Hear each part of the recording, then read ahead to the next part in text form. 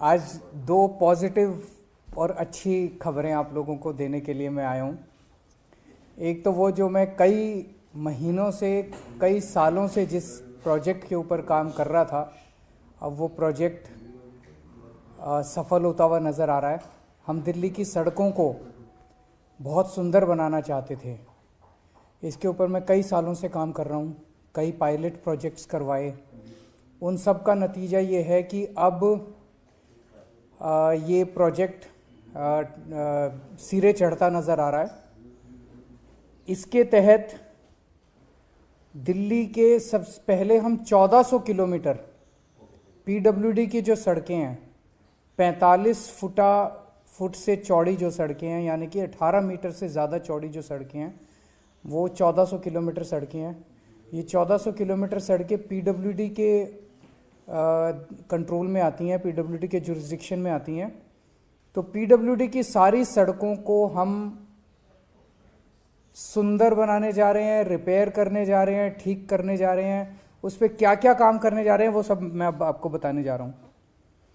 इसमें जितने भी फुटपाथ हैं और जितने भी सेंट्रल वर्ज हैं, आप देखते होंगे कई जगह फुटपाथ के ऊपर एक वो निकला हुआ स्लैब निकला हुआ है, कहीं कर्ब स्टोन निकला हुआ है, टूटे पड़े हैं, सेंट्रल वर्ज टूटे पड़े हैं, पत्थर इधर उधर हुए पड़े हैं। ये सारे रिपेयर किए जाएंगे। मैं शब्द रिपेयर इसलिए कर रहा हूँ क्योंकि सरकारी पैसा लुटाने के लिए अभी तक देखा गया कि एक पत्थर टूटता है तो सारा फुटपाथ बदल देते हैं। हम ये नहीं करने जा रहे। जहाँ एक पत्थर टूटा है वो एक पत्थर को बदलेंगे, जहाँ 10 पत्थर टूटे हैं वह 10 पत्थर को बदलेंगे, रिप्लेस करेंगे पत्थरों को। लेकिन हम पूरे के पूरे पैसा बचाने के लिए सारा फुटपाथ नहीं बदलेंगे। सारे फुटपाथ रिपेयर किए जाएंगे, सेंट्रल वर्ज सारे रिपेयर किए जाएंगे, सारे मैन होल्स जो जो टूटे हुए हैं वो रिपेयर किए जाएंगे, जितने प्री कास्ट स्लैब्स हैं वो टूटे हुए हैं वो रिप्लेस किए जाएंगे, साइनेजेस जितने हैं वो जहाँ जहाँ टूटे हैं वो सारे रिप्लेस किए जाएंगे, खंबे जो जो यहाँ पे सड़कों के ऊपर जो खंबे लगे हुए हैं बिजली के, वो जहाँ जहाँ टूटे हैं उनको ठीक किया जाएगा। जो बिजली काम नहीं कर रही खंभों पे, वो जो जो खराब है उसको ठीक किया जाएगा। जितने सबवेज हैं, सबवेज के अंदर जितनी रेलिंग्स हैं, जितनी लाइटें खराब हैं उनको रिपेयर किया जाएगा। जितने फुटओवर ब्रिजेस टूटे फूटे पड़े हैं उनको रिपेयर किया जाएगा। जितनी साइड में रेलिंग लगी हुई हैं सड़कों की वो टूटी हुई हैं उनको रिपेयर किया जाएगा।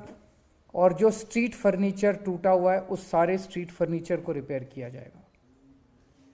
इसके अलावा जो सड़कें अब हैं उन सड़कों में जितने गड्ढे हैं उनको रिपेयर किया जाएगा। जहां सड़कें क्रैक हो गई हैं उनको रिपेयर किया जाएगा।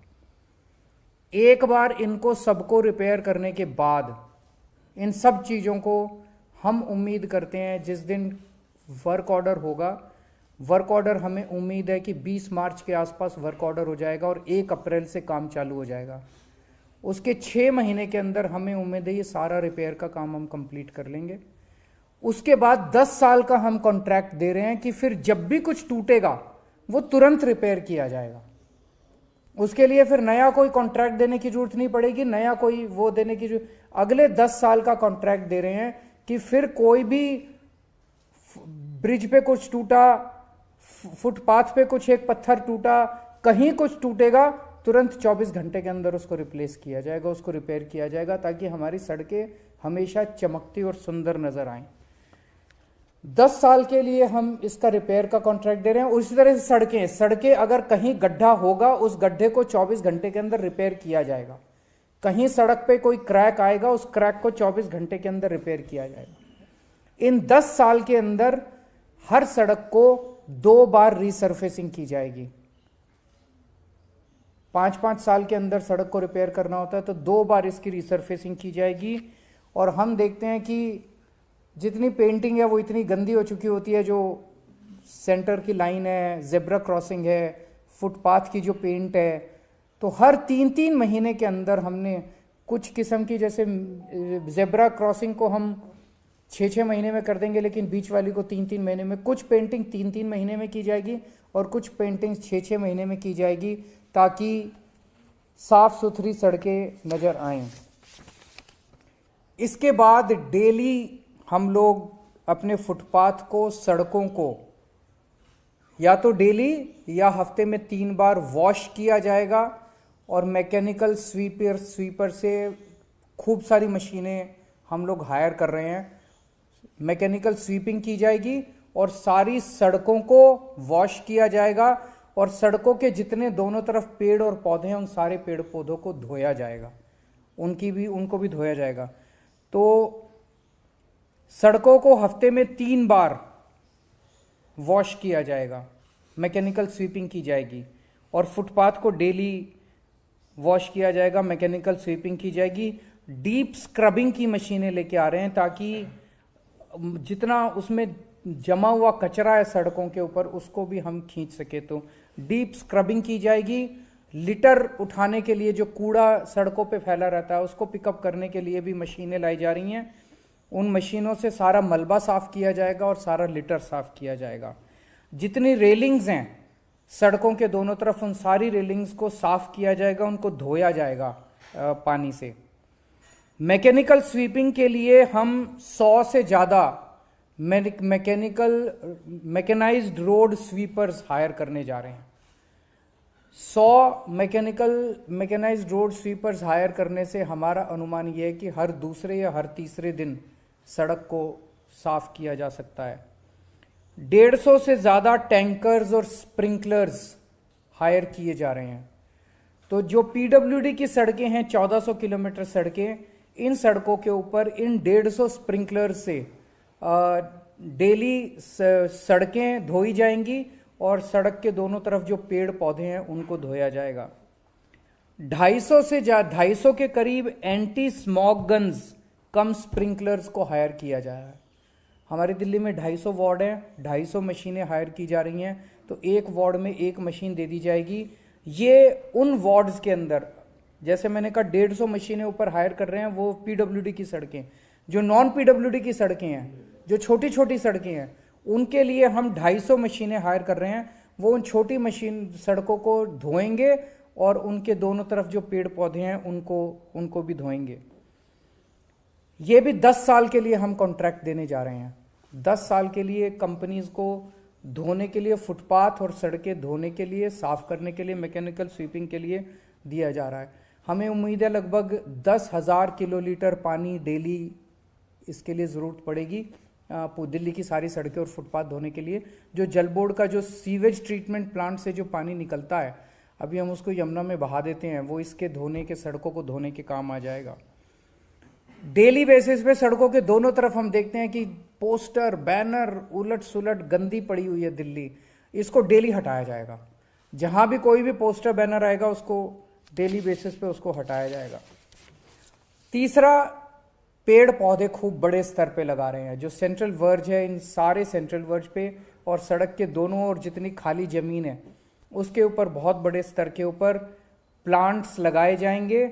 और इसके लिए भी 10 साल का कॉन्ट्रैक्ट दिया जा रहा है। प्लांट्स लगाएंगे, उनको मेंटेन करेंगे, उनकी ट्रिमिंग करेंगे डेली, उनकी वॉशिंग करेंगे, उनको पानी देने का काम, उनको खाद देने का काम और अच्छी मिट्टी वहाँ पे डालने का काम, ताकि ये फलें फूलें। इसके लिए भी 10 साल का अलग से कॉन्ट्रैक्ट दिया जा रहा है। अगले 10 दिन के अंदर कैबिनेट से ये प्रपोजल, सारे के सारे प्रपोजल पास हो जाएंगे और 1 अप्रैल से मैं उम्मीद करता हूँ कि ये सारा काम दिल्ली में शुरू हो जाएगा। ये काम तब चलेगा जब इसकी मॉनिटरिंग सख्त होगी। अगर अभी तो हम बड़े प्लान तो बना सकते हैं, तो थर्ड पार्टी मॉनिटरिंग का इसमें वो डाला गया है कि थर्ड पार्टी मॉनिटरिंग करेगी, जिसके ऊपर पास व्हीकल्स होंगे, व्हीकल्स पे कैमरा होंगे। वो लगातार पूरा दिन दिल्ली में कई सारी ऐसी व्हीकल्स चलती रहेंगी और वो कैमरा से वो कैप्चर करती रहेंगी कि कहाँ कितना काम हो रहा है, कितना काम नहीं हो रहा है। और पेमेंट जो है, हैवी पेनल्टीज डाली गई हैं एग्रीमेंट के अंदर कि अगर कहीं किसी भी तरह की कमी नजर आई तो उस कॉन्ट्रैक्टर के ऊपर हैवी पेनल्टीज डाली जाएंगी। और ये सारा का सारा सिस्टम जो है वो डैशबोर्ड के ऊपर होगा, ताकि रिमोटली सारी इस चीज को मॉनिटर किया जा सके। बहुत सख्त सर्विस लेवल वो बनाए गए हैं पैरामीटर्स। उन पैरामीटर्स की कांस्टेंट मॉनिटरिंग होगी। कंप्लेन सिस्टम में एक सेंट्रलाइज्ड कंप्लेन सिस्टम होगा। कोई भी नागरिक भी कंप्लेन कर सकता है अगर किसी भी तरह की कहीं गंदगी नजर आती है, मिट्टी नजर आती है, कहीं किसी भी तरह की गड्ढा नज़र आता है तो वो भी कर सकते हैं। और हमें उम्मीद है, हम चाहते हैं कि बेस्ट से बेस्ट कंपनीज इसके अंदर पार्टिसिपेट करें। इसमें खर्चा कितना आएगा? पहले साल में, चूंकि पहले साल के अंदर कई सारी मशीनें हायर वगैरह वो सब, उन सब मिला के हमें उम्मीद है लगभग 4,500 करोड़ रुपए पहले साल में लगेंगे। और उसके बाद रेकरिंग खर्चा जो होगा साल दर साल वो 2,000 करोड़ रुपए के करीब उम्मीद है कि खर्चा लगेगा। ये पहली चीज़ थी। दूसरी, दिल्ली के ट्रांसपोर्ट सेक्टर में अब बसें भी हमने काफ़ी खरीद ली हैं, मेट्रो भी अच्छी चल रही है। लास्ट माइल कनेक्टिविटी एक बहुत मेजर मुद्दा बना हुआ है। किसी भी नागरिक के लिए लास्ट माइल कनेक्टिविटी और उसकी सेफ्टी लास्ट माइल पे ये बहुत इंपॉर्टेंट है। उसके लिए हम ई स्कूटर्स लेके आ रहे हैं और इसको हम द्वारका के एरिया में एक पायलट प्रोजेक्ट करने जा रहे हैं। द्वारका के क्षेत्र में लगभग 10 मेट्रो स्टेशन हैं, कई सारे बस स्टॉप्स हैं। द्वारका में 250 लोकेशंस के ऊपर 1,500 ई स्कूटर्स प्रोवाइड किए जाएंगे। लोग एक साथ अपनी टिकट खरीद सकते हैं, इंटीग्रेटेड टिकट होगी, उससे आप उस टिकट से बस में भी ट्रैवल कर सकते हैं, ई स्कूटर भी हायर कर सकते हैं और मेट्रो पे में भी सफ़र कर सकते हैं। तो आपने टिकट खरीदी, उस टिकट से आप 250 लोकेशन से कहीं से भी आप एक स्कूटर पिकअप कर लीजिए। सेल्फ ड्राइविंग है, कोई ड्राइवर नहीं है, आपको ड्राइव करना है। कहीं से भी आप स्कूटर पिकअप कर लीजिए किसी लोकेशन से, वहीं पे हेलमेट होगा, हेलमेट पहन के और आप अपने दूसरे किसी भी कहीं भी जा सकते हैं, उसको थोड़ी देर यूज़ कर सकते हैं और इन 250 में से किसी भी लोकेशन के ऊपर उस स्कूटर को आप वापस छोड़ सकते हैं। ये सारे ई स्कूटर्स होंगे और इन स्कूटर्स पे स्वैपेबल बैटरी होगी और एक चार्ज में 60 किलोमीटर तक आप वो कर पाएंगे, ट्रैवल कर पाएंगे और 60 किलोमीटर प्रति घंटे की स्पीड होगी इनकी। जिस दिन ये एग्रीमेंट उस कंपनी से, ऑब्वियसली जो भी कंपनी होगी वो टेंडर बेसिस पे दी जाएगी, जिस दिन एग्रीमेंट होगा उसके 4 महीने के अंदर पहले 100 लोकेशन पे 500 स्कूटर आ जाएंगे, अगले 4 महीने में अगले 100 लोकेशन पे और 500 स्कूटर आ जाएंगे और अगले 4 महीने या 12 महीने में 250 लोकेशंस के ऊपर 1500 स्कूटर मुहैया हो जाएंगे। ये कॉन्ट्रैक्ट उस कंपनी को 7 साल के लिए दिया जाएगा और ये 250 लोकेशन वो हैं जो सबसे ज़्यादा जहाँ पे फुटफॉल होता है। मेट्रो हो गए, मेट्रो स्टेशन हो गए, वो हो गए, बस स्टेशन हो गए, हॉस्पिटल्स हो गए, मॉल्स हो गए, जहाँ जहाँ लोग ज़्यादा जाते हैं, बाज़ार हो गए, वहाँ वहाँ ये ज़्यादा से ज़्यादा दिए जाएंगे। और बिड पैरामीटर होगा कि जो कंपनी कम से कम चार्ज करने को कहेगी कि हम जनता से इतने रुपए टिकट लेंगे प्रति मिनट या प्रति किलोमीटर, उस कंपनी को ये कॉन्ट्रैक्ट दिया जाएगा। सो ये 2 बड़ी अच्छी खबरें हैं दिल्ली के लोगों के लिए। अगर आपके कोई क्वेश्चंस हैं तो। सर, ट्रैफिक तो किस तरीके से अब सारा मैकेनिज्म सब सही हो रहा है दिल्ली में। मैं देख रहा हूँ चांदनी चौक की जिस तरह की वहाँ 2 तरह की प्रॉब्लम सामने आती है। एक तो ट्रैफिक का मैकेनिज्म वो बहुत डिस्टर्ब हो जाता है, पूरी दिल्ली में ही है, ट्रैफिक बहुत ज़्यादा है। दूसरा सर, रात को जो ये वेगाबॉन्ड्स वगैरह है या होमलेस हैं, आपके लोग आते हैं, वो सफाई करते हैं, ये मशीन्स वगैरह वहाँ भी आती हैं, मैं देख रहा हूँ, लेकिन वो नहीं हट पाते, वो वहीं पर ही शॉर्ट्स कर देंगे, वो वहीं। तो एक इस तरह का जो कुछ दोनों चीज़, पहला आपने कहा कि ट्रैफिक के लिए जैसे जितना ज़्यादा पब्लिक ट्रांसपोर्ट हम इस्तेमाल करेंगे उतना सड़कों के ऊपर ट्रैफिक कम होगा। अभी तक पब्लिक ट्रांसपोर्ट स्ट्रांग नहीं था। किसी को कैसे कहें कि भाई तू पब्लिक बस यूज़ कर, किसी को कैसे कहें मेट्रो यूज़ कर, अभी तक बसें ही नहीं थी। अब बसें काफ़ी हो गई है, लगभग 7,500 बसें हो गई हैं। अब मैं सुनता हूं कि कई बसें खाली जा रही हैं हमारी कई रूट्स के ऊपर, उसको भी हम देख रहे हैं। तो अब अगर लास्ट माइल कनेक्टिविटी भी कर दी हमने सॉल्व, तो हम जनता को थोड़ा प्रेशर डाल के, थोड़ा कैरेट एंड स्टिक पॉलिसी से फोर्स कर सकते हैं कि आप पब्लिक ट्रांसपोर्ट का इस्तेमाल कीजिए। पब्लिक ट्रांसपोर्ट ज़्यादा इस्तेमाल होगा तो ट्रैफिक नेचुरली कम होगा। दूसरा, कई सारे पीडब्ल्यूडी डिपार्टमेंट ने कई सारे पॉइंट्स आइडेंटिफाई किए हैं जो बॉटलनेक्स हैं दिल्ली के ट्रैफिक सिस्टम में। उनके हर पॉइंट का समाधान निकाला जा रहा है कि इसमें अगर यू टर्न बना दें यहाँ पे तो इसका समाधान हो सकता है, यहाँ पे फ्लाईओवर बना दे तो इसका समाधान हो सकता है। तो हर पॉइंट का ट्रैफिक बॉटलनेक्स का, दिल्ली के ट्रैफिक बॉटलनेक्स का अलग से समाधान निकाला जा रहा है। तीसरा, आपने वेगाबॉन्ड्स का कहा, दिल्ली में अब नाइट शेल्टर्स बहुत अच्छे हैं। तो ये सारे समाज की जिम्मेदारी है। जैसे मैं जब एनजीओ में काम किया करता था, कई बार मेरे को याद है मैं रात को निकल जाता था, जो लोग सड़क पे सो रहे होते थे उनको हम प्यार से बहला के फुसला के अपनी गाड़ी में बिठा के उनको नाइट शेल्टर्स में ले जाते थे। ये हम लोगों को समाज को, पूरे समाज को करना होगा कि ऐसे जितने लोग हैं जो सड़क पे सो रहे हैं, होमलेस हैं, बहुत गरीब हैं, उन लोगों को अगर हम किसी तरह से प्रेरित कर सके, हम भी करेंगे, बहुत सारी एनजीओज की भी मदद लेंगे, सरकार भी करेगी, लेकिन नाइट शेल्टर्स की कमी नहीं है।